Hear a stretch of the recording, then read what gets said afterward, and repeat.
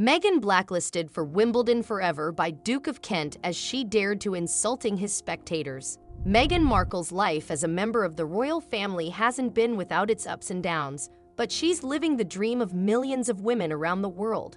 When rumors of her romance with Prince Harry began circulating in 2016, the former Suits star became an instant sensation. Her meteoric ascent to stardom and subsequent entrance into the British royal family has not been without controversy. Greetings, everyone! We hope you liked today's video of royal stories, in which we will talk about Meghan blacklisted for Wimbledon forever by the Duke of Kent as she dared to insult his spectators. But before we get started, make sure you subscribe and click the bell symbol so that you are notified immediately whenever there is an update. The actress and the prince tied the knot in May 2018, and 1 year later, in May 2019, they became parents for the first time. She has had to face controversy, criticism, scrutiny, and even shame at the hands of some members of her own family, despite the fact that it may appear that she is living a life that is straight out of a fairy tale on the surface. While this may be the case, she has been forced to deal with all of these things. It was the same thing that happened to her when the Duke of Kent became enraged and blacklisted her from ever competing at Wimbledon again. Meghan Markle went to Wimbledon, and people have had a lot to say about it, possibly to a greater extent than was expected. A quick recap. The day after Catherine, Princess of Wales, visited the event where she began at Court 14 before moving to the royal box on Centre Court, Meghan went to watch her friend Serena Williams compete, who also organized her baby shower. Catherine had attended the tournament the day before. Meghan, who was attending the event with two of her college friends, Genevieve Hillis and Lindsay Roth, and was dressed rather casually in jeans and a white jacket, was seen 2 days before the christening of her baby Archie. In terms of high-profile royal appearances at Wimbledon, everything seems to have gone according to plan in general. That was until Sally Jones, a media consultant and former reporter for the BBC, told TMZ that she was attempting to take a photograph of Serena Williams on the court when one of Meghan's bodyguards asked her if she could not take photographs of Meghan. Jones said she was trying to take a photograph of Williams at the time.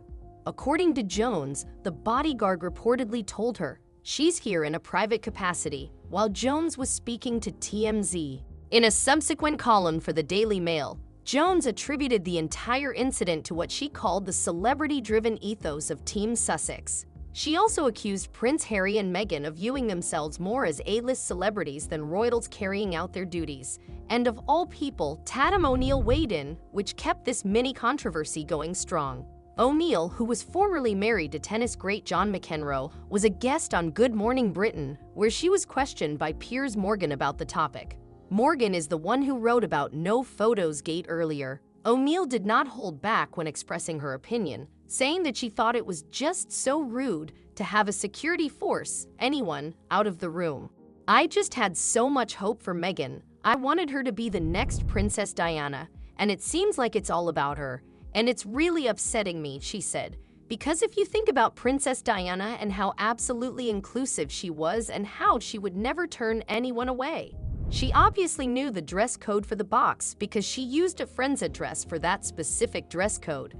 This indicates that she told her friends ahead of time to dress for the box, where no one would need to be cleared out and security was already in place. She then purposefully broke every single dress code rule, including no jeans and no hats, in order to cause massive confusion.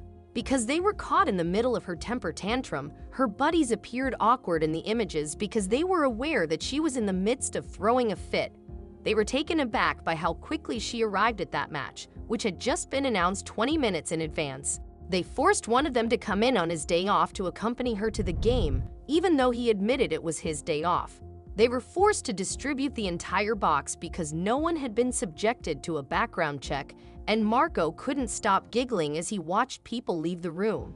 She stated it was solely for us since not everyone in the box could find seats, so they lost roughly £15,000 on the incident in ticket refunds alone, and some people threatened to sue.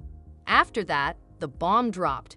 During a conference call with the Duke of Kent and the Duchess of Cambridge, Catherine sounded sorry and Prince Edward sounded like he was on the verge of tears. He said that never in his life has a member of his own family done something on that level at his event, and he offered to pay the ticket difference. Catherine and the Duke of Kent both offered to pay the ticket difference. Catherine sounded appalled and offered her sincere apologies after hearing one of the RPs make an extremely open complaint about Meghan and say that he suspected she became quite drunk with her pals. The Duke of Kent threw a private dinner for everyone involved, but the staff members who helped Meghan were sacked because their actions caused the tournament to incur such significant additional expenses. This person stated that she was aware that she was going to be fired the moment that they were unable to find a spot for people who arrived on time and paid for their tickets. By the way, Michael did not leave a single dime there, and Prince Edward and Catherine paid for that out of their own personal funds. Due to the fact that this embarrassing situation occurred, the Duke of Kent has forbidden Meghan to take part in any future Wimbledon competitions. The Kent family has had a long history of involvement with Wimbledon. Prince Michael inherited the presidency of the tournament from his mother, Princess Marina, Duchess of Kent, who had received it from her husband prior to their marriage. While she was still active in royal engagements, the Duchess of Kent was a frequent presence at these events, where she also presented trophies.